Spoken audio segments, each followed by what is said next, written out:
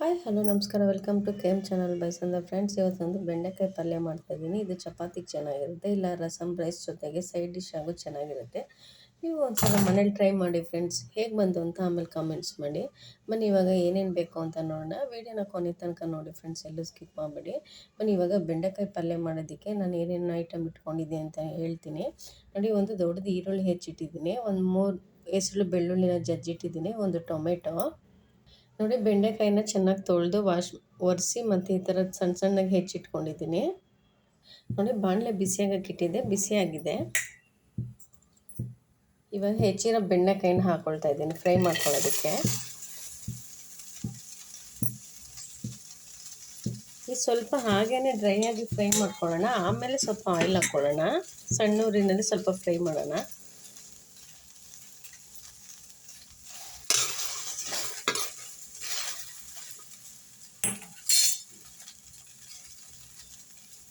ಇವಾಗ ಸ್ವಲ್ಪ ಆಯಿಲ್ ಹಾಕ್ಕೊಳ್ತಾ ಇದ್ದೀನಿ.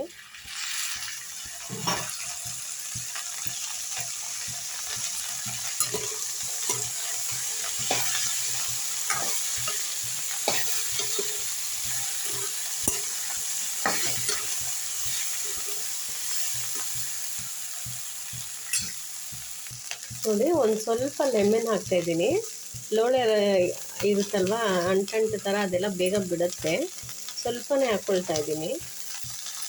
ಹುಣಸೆಹಣ್ಣು ಬೇಕಾದ್ರೂ ಹಾಕೊಬೋದು, ನಾನು ಲೆಮನ್ ಹಾಕ್ತಾಯಿದ್ದೀನಿ, ನಿಂಬೆಹಣ್ಣು.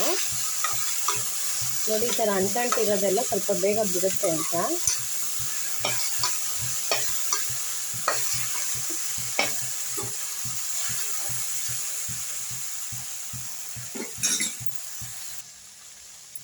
ನೋಡಿ, ನಿಂಬೆ ಹಾಕಿದ್ದಕ್ಕೆ ನೋಡಿ ಈ ಥರ ಎಷ್ಟು ಬೇಗ ಅಂಟು ಬಿಟ್ಟಿದೆ ನೋಡಿ.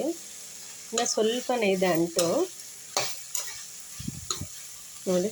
ತುಂಬ ಹೆಂಗಿತ್ತು ಆವಾಗಲೇ, ಇವಾಗ ಎಷ್ಟು ಕಡಿಮೆ ಆಗಿದೆ ಅಂತ. ಅದಕ್ಕೆ ನಿಂಬೆ ರಸ ಆಗಲಿ ಹುಣಸೆಹಣ್ಣು ರಸ ಎರಡರೊಳಗೊಂದು ಯಾವುದಾದ್ರು ಒಂದು ಹಾಕಿ, ಬೇಗನೆ ಫ್ರೈ ಆಗುತ್ತೆ. ಲೋಳೆ ಅಂಶ ಎಲ್ಲ ಬೇಗನೆ ಕಡಿಮೆ ಆಗುತ್ತೆ ಮತ್ತು ತಿನ್ನೋಕ್ಕೂ ಚೆನ್ನಾಗಿರುತ್ತೆ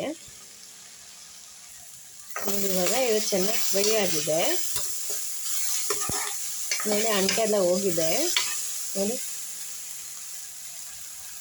ಇವಾಗ ಅದು ಬಾಣಲೆ ತೆಗೆದ್ಬಿಟ್ಟು ಇವಾಗ ಬೇರೆ ಬಾಣಲೆ ಇಟ್ಕೊಂಡಿದ್ದೀನಿ. ಇವಾಗ ಇದ್ರೊಳಗೆ ಒಗ್ಗರಣೆ ಮಾಡ್ಕೊಳ್ಳೋಣ. ಬಾಣಲೆ ಬಿಸಿ ಆಗಿದೆ, ಇವಾಗ ಎಣ್ಣೆ ಹಾಕ್ತಾ ಇದ್ದೀನಿ.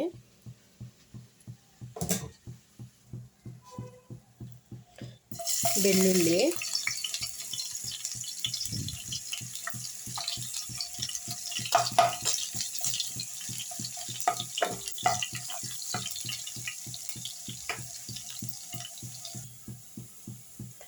ನೋಡಿ. ಇವಾಗ ಈರುಳ್ಳಿ ಹಾಕ್ತಾ ಇದ್ದೀನಿ. ಬೆಳ್ಳುಳ್ಳಿ ಫ್ರೈ ಆಗಿದೆ.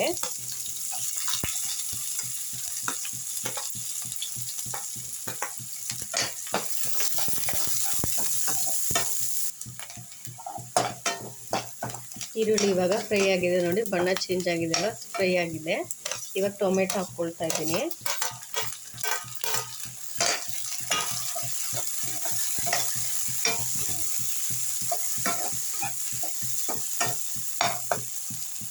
ಇವಾಗ ಸ್ವಲ್ಪ ಉಪ್ಪು ಹಾಕ್ಕೊಳ್ತಾ ಇದ್ದೀನಿ.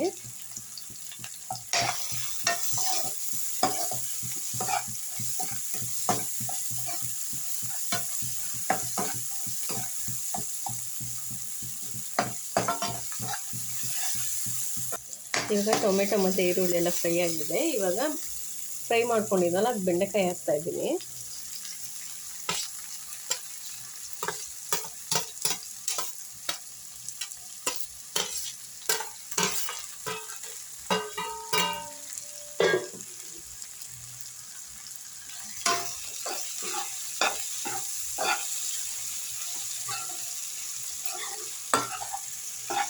ನಾನು ಇವಾಗ ಉರಿ ಕಡಿಮೆ ಮಾಡ್ಕೊಂಡಿದ್ದೀನಿ, ಸಿಮ್ಮಲ್ಲಿ ಇಟ್ಕೊಂಡಿದ್ದೀನಿ.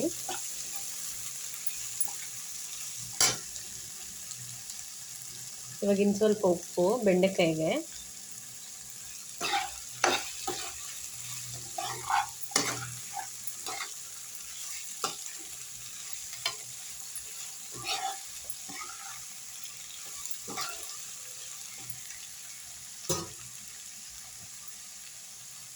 ಇವಾಗ ಬೇಳೆ ಸಾರಿನ ಪೌಡರ್ ಒಂದು ಅರ್ಧ ಸ್ಪೂನ್ ಹಾಕ್ತಾಯಿದ್ದೀನಿ.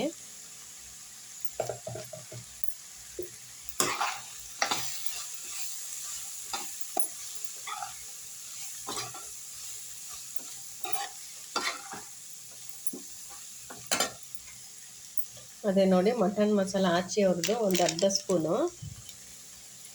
ಅರ್ಧ ಸ್ಪೂನ್ಗಿನ ಕಡಿಮೆನೇ ಇದೆ ನಮ್ಮ ಮನೇಲಿ ಇವಾಗ ಪ್ಯಾಕೆಟಲ್ಲಿ ಖಾಲಿ ಆಗಿದೆ, ಅಷ್ಟೇ ಹಾಕಿದ್ದೀನಿ.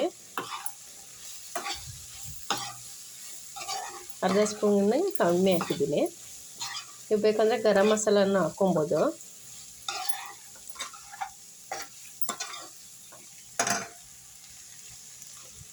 ನೋಡಿ ಇವಾಗ ಬೆಂಡೆಕಾಯಿ ಪಲ್ಯ ಚಪಾತಿ ಜೊತೆಗೆ ಸೂಪರಾಗಿ ರೆಡಿಯಾಗಿದೆ.